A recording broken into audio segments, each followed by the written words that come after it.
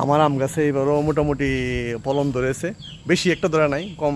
এই যে দেখেন, মাটি থেকে অনেক কাছে, মাটি থেকে 1 ফুট হবে উপরে। মানে মাটিতে বৈশা, মানে পাকলে এখানে বৈশা বৈশাই খাইতে পারবো, এরকম একটা সুবিধা মনে হয়। আর 10 থেকে 15 দিনের মধ্যে আমগুলা পাইকে দেবো। কিন্তু এখানে একটা মারাত্মক ঘটনা ঘটে গেছে। এই যে আম সাথে সাথে কিছু আম এমন অবস্থা হয়েছে যে পাইকে গেছে অলরেডি, কিন্তু পাকছে যে আপনাদেরকে দেখাইতেছি আমি আমার গাছের মধ্যে।